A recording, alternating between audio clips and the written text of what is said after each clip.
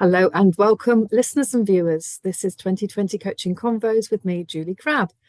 If you've listened to or watched my podcasts before, you'll know I just love connecting with and hosting conversations with guest coaches to promote coaching, to promote coaches, as well as sharing my love and value of coaching and of learning. So, in series 4, our focus is on neuro-linguistic programming, or NLP. And the title is Inside NLP Life Lessons from Practitioners. So, if you're trained in or you are training in the use of NLP, or maybe you're just fascinated by the concept, I really hope this is of value to you. Yes, especially if you're new to NLP, I'm not going to be asking each guest just to describe their understanding of what NLP is. And as I've said before, although it's not usually used independently from other interventions, it can really be valuably integrated into coaching conversations, as no doubt you'll hear today. So let me now introduce my guest this week. No stranger to 2020 Coaching Convos, as they've been a guest on a previous episode. They are a fellow coach and NLP practitioner and founder of Coach With Me, Olafemi. Welcome, welcome, welcome, Olafemi Xavier. Thank you so very much, Julie. Such a pleasure to be back here again. It's lovely to have you back. And I love saying your name as well. I don't know what it is, but it just rolls off the tongue. Thank So how, you. Lovely thing how to are you say. doing today? Yeah, doing really well, thank you. Able to actually see a nice vista of, a bright, sunny blue day in front of me, like kind of behind the computer screen. So that's a really pleasant thing to have now. In your background, yes, in your background, not our background to That's you. right. Yeah, fantastic. Yeah, so thank you so much for podding again on my cast. We heard in a previous episode about your journey into coaching, and I know that your introduction to NLP is an equally dramatic journey. So, can you tell us a little bit about what drew you to NLP? Hmm. So my first experience with NLP, well, I remember hearing a colleague at work mention it some years ago, and I didn't really know anything about it at the time, just something that certain people did to get people's brains to do something. And it wasn't until 2016 when I went to a Tony Robbins seminar for the first time. So this was UPW, Unleash the Power Within. And Tony Robbins is all about NLP, if anyone has heard of him before. And he's, as I learned later, after I'd started learning NLP, it's interspersed throughout the entirety of his seminars. He uses it all the time in the languages that he uses in creating things like anchors, through the exercises that he puts you through, visualization, that kind of thing. He works with people's timelines as well. So without knowing it, I was actually gaining a really thorough introduction to NLP by attending that 3, 4 day seminar right there. And honestly, it was such a profound experience. It was incredible. Everyone came out, and I think people made some really significant life changes with that being the catalyst, to be quite honest. So it's an extremely powerful practice, I would say. Mm. And would you recommend Tony Robbins to people who want an introduction to NLP? I mean, it certainly would be an introduction, a big one. I think people who have experienced Tony Robbins have gained so much from, or a Tony Robbins event, have gained so much from that. I've got friends whom I made at some of those, and I've been friends with in other countries for years, and we're still in regular Wow. contact, still talking that kind of thing, which is fantastic. Like you're not the only person in the room going through such a significant shift at the time because other people are, because pretty much everyone is around you. You can't help but grow together, and you can create some incredible bonds in that kind of situation. And I think for anyone who, I mean, on a spectrum from someone who is in a place where they feel stuck and they don't really know what to do in an area of their life, or maybe don't know how to admit something to themselves in the first place in order to even do work on it, which is where I was at the time, to someone on the other end who is maybe quite capable, they're moving along, but maybe they wonder if there's a bit more, they could be curious. I think there is something to be gained for just about everyone. I'm not Mm. saying you have to go to a Tony Robbins event, but if someone does choose to, I think basically anyone can take something quite significant from it, to be honest. Brilliant. Yes, he certainly has a way of embodying NLP Mm. uh, Wow, what is it? I suppose what he's doing is modeling the excellence of human behavior, isn't he? Which is exactly what NLP is about. Yeah. Which Yeah, kind of neatly takes me on to asking you this tricky question, which is how do you describe NLP to your clients? Because it's such a broad it really is. sort of set of concepts, ideas, methodologies. When Mm, people say, "What is it?" How do you answer? mm. Well, first of all, I don't try particularly hard to explain it. I just make an effort to make it meaningful to them with whatever I would be working with them on. So, for anyone who's not aware, I work with military service leavers and also veterans as well, in helping them to create the lives that they deserve outside of the military, ones of excitement, joy, inspiration, moving on to the things that they haven't been able to do for years in the military and maybe didn't think they could or had the ability, personal, ability inside of them to do on the outside. And so when I'm talking to them, I would explain on the one hand, I use traditional coaching methods, which is about raising self-awareness, raising their ability to think themselves through situations in order to find resources and courses of action that they can take, hold themselves to account, as well as, not exactly me holding them to account, but it helps when you're having to explain to someone else, I haven't done this because, and that's often enough to push someone to kind of take those steps themselves. So I talk to them about that being one side of the coaching relationship that they'd have with me. And then the other side being NLP, that's very much about the inner work. So especially while someone is leaving the military, it's not one life change, it's a set of life changes. You're leaving your career, your environment, the community that you've had for years, the places you've lived, the clothes you wear, like how and when you eat, how often you go abroad, how much time you spend with your family. Those can be really significant changes for a lot of people, identity shifts as well within it. And on the face of it, a lot of military people just decide they'll power through because that's what military people do. But when it comes to this situation where so much is changing at the same time, it can really shake a person to their core.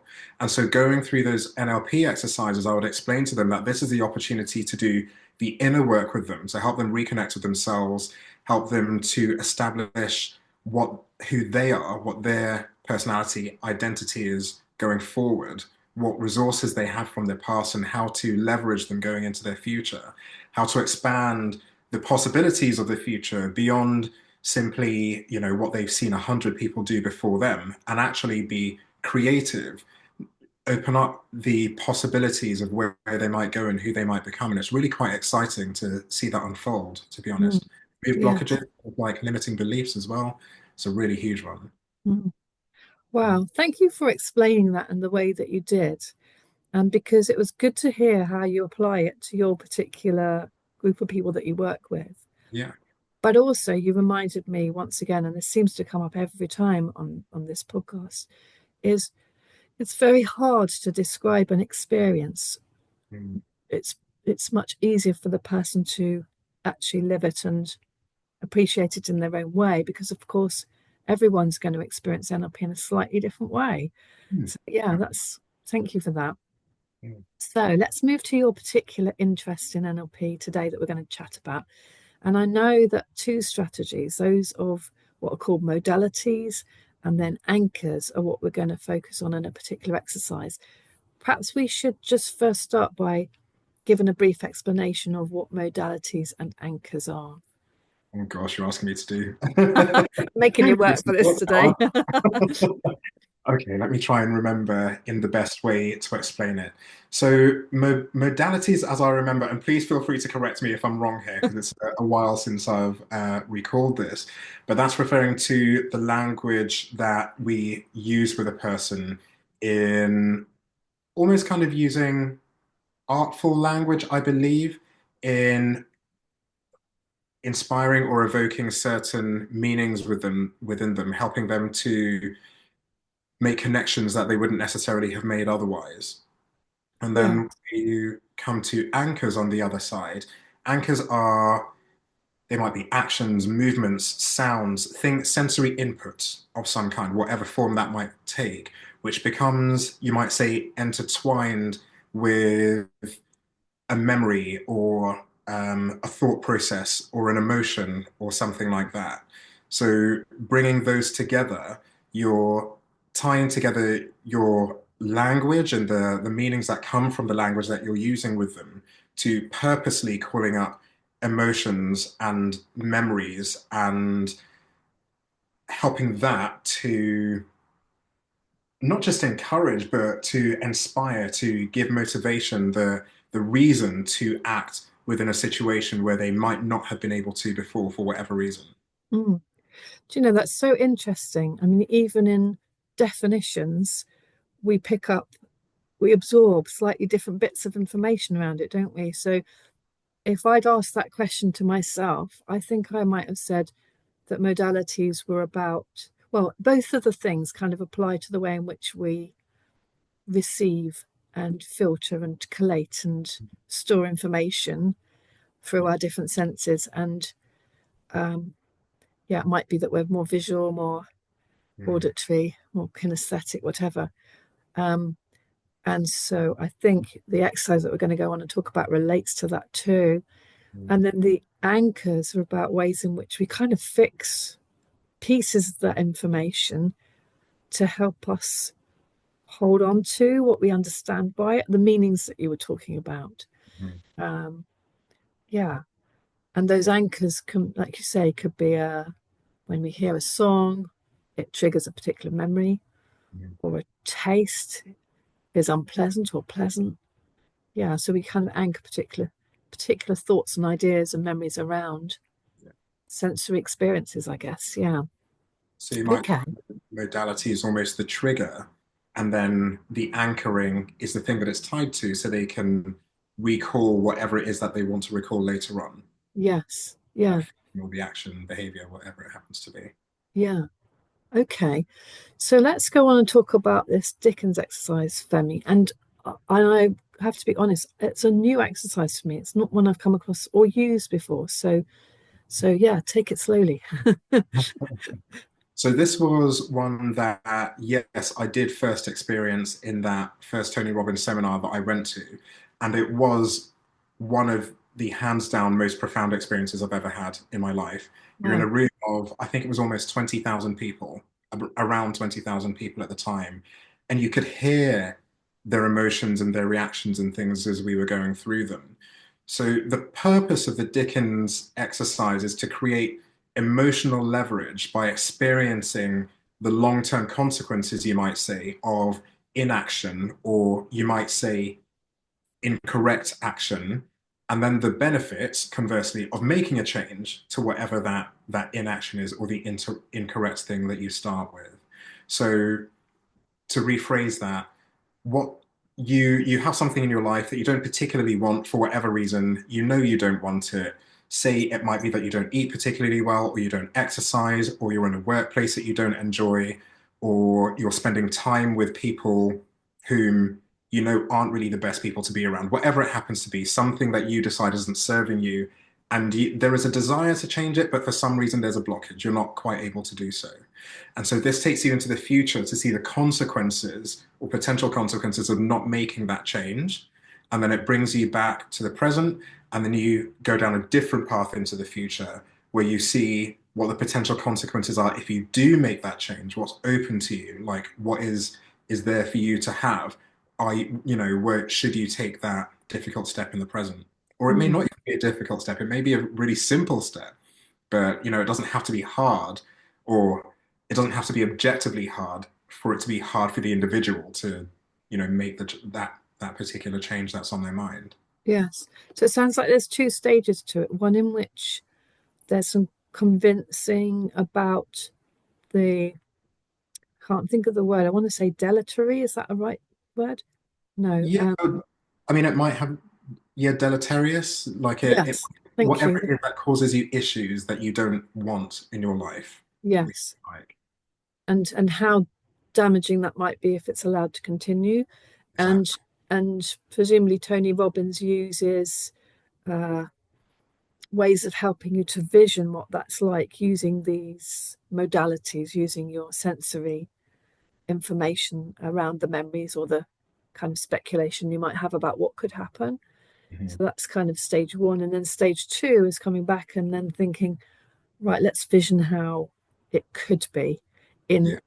And yeah, as I've said that, I've just realized, does he do it in such a way that the vision about how it might be in a negative way is less powerful than that about how it could be? No, it's exactly the No, same. they're both very powerful. The whole purpose of it is to take you forward through the initial vision of, the current state that you don't want. I'm not sure how much detail you want me to go into, but to talk about it relatively briefly, to establish where you are now with that thing, what it is that you don't like about it, what it is that's not serving you in the present, and then taking you forward into the future in steps so that every time you take that leap into the future, you see how things are continuing to deteriorate as a Okay. result of that thing that you haven't changed. And Yes. so the whole point is to be very vivid, to visualize it, embody it, not just visualize, but feel it and hear it, everything that's going on around you. And you really do feel the tension growing and growing as you go forward to the point where I remember at the time I was thinking, oh my gosh, why is he still doing this? Like, why won't he kind of let us go, kind of? Because you don't want, you feel like a rubber band that's stretching further and further. And then eventually he brings you back, and then you go through the alternate future, the alternate timeline.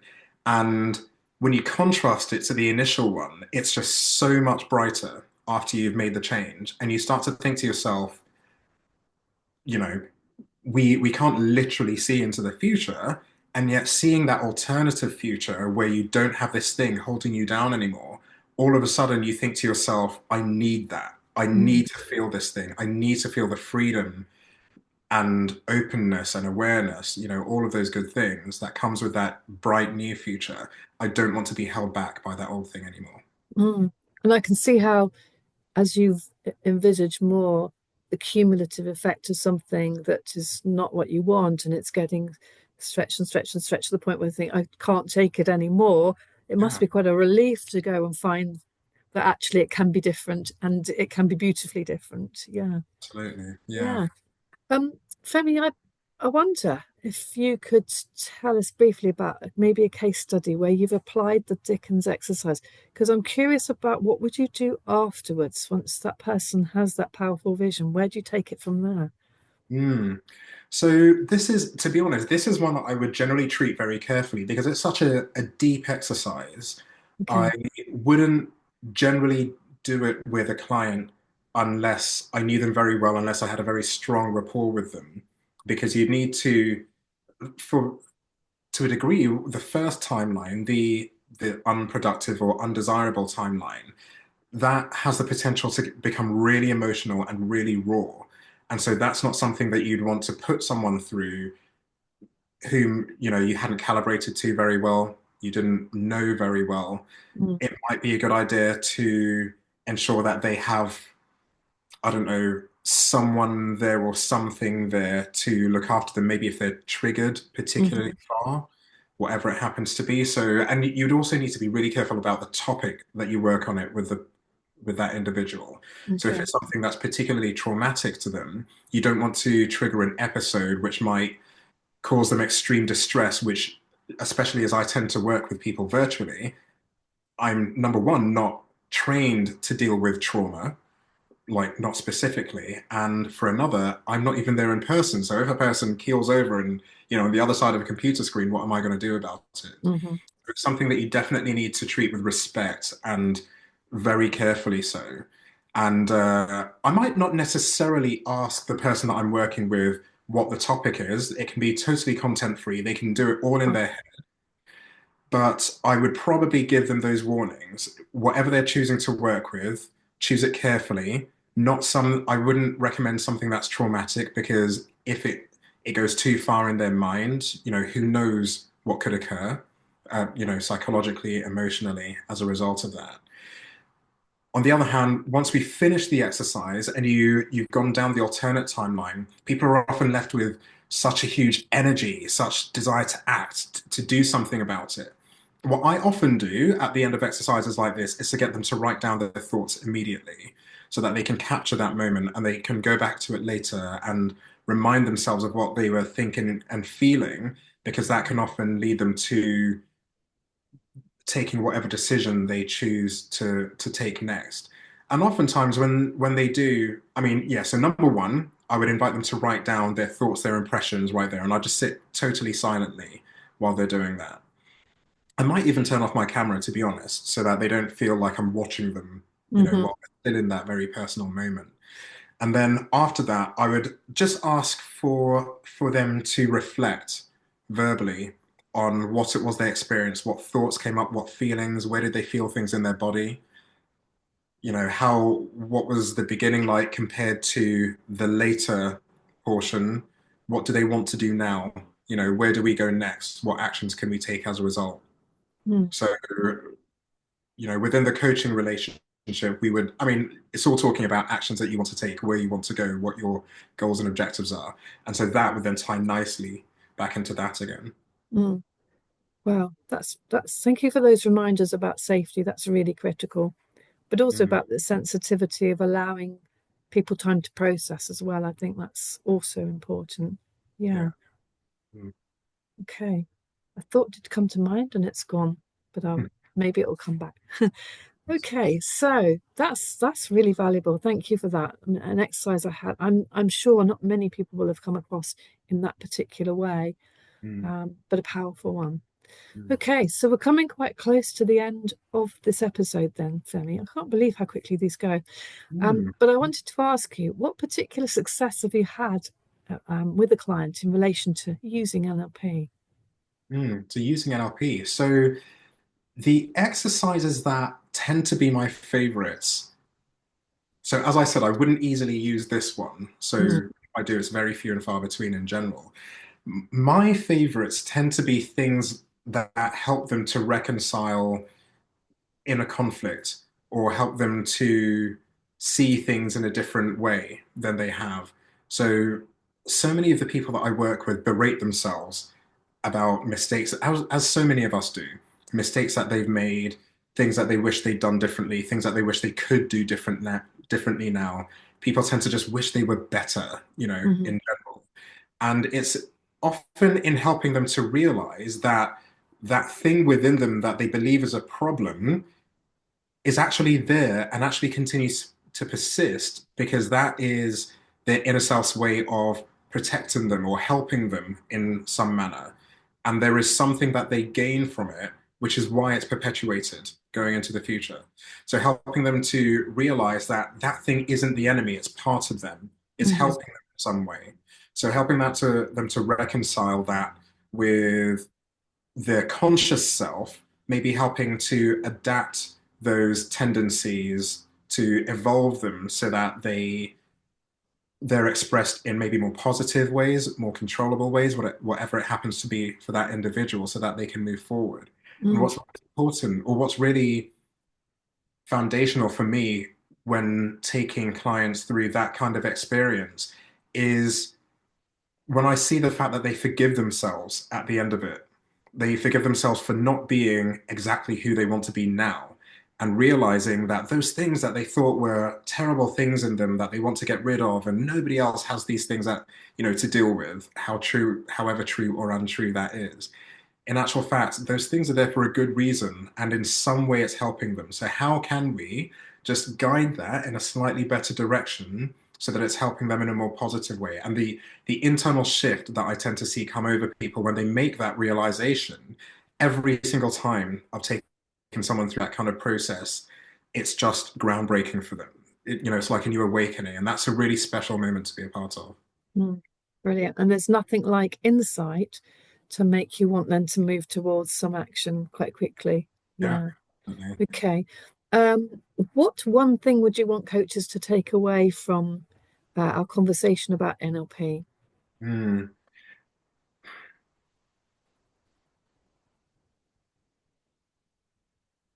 Probably to learn how to talk about it, first of all, because a lot of people approach NLP with an amount of distrust. They hear the word programming and they think they're going to be brainwashed into doing things that they don't want to do. And that's not the way we work as coaches. Anything that exists in the world can be abused and can be used in a way that is personal gain for one person and then potentially harmful for another. And so it's no different from anything else in the world. And yet, unfortunately, I think broadly speaking, there is a bit more of a perception of it being a way of, changing the wiring within a person's brain in order to get them to do things that you want them to do. And the thing is about being a coach is that it's not about us. It's not about Mhm. me. It's not about, my agenda in the slightest. It's doing everything that we have, that we can do using the tool set that we have to help you become the person that you see yourself doing and you want to grow toward going forward. So, Mm. where it comes to NLP, having coaches learn how to talk about it, demystify it, maybe even learn how to become NLP practitioners themselves, because I've learned it's such an incredible set of tools to use within the coaching environment. And Mm. it's just such a it's just so perfect, to be honest, and it's so broad, exactly as you said beforehand, so there's always more to learn. And Mm. even beyond the coaching, like I'm a ski instructor myself. Some people are going to look at this and laugh because I had to slip skiing into this somehow. uh, so I'm a ski instructor myself, and I brought my coaching skills and my NLP skills into that as well. In fact, coaching as we know it was developed through tennis and then through ski instruction. So that's something that I find is really great with helping people to, with a physical pursuit, which has a very mental element.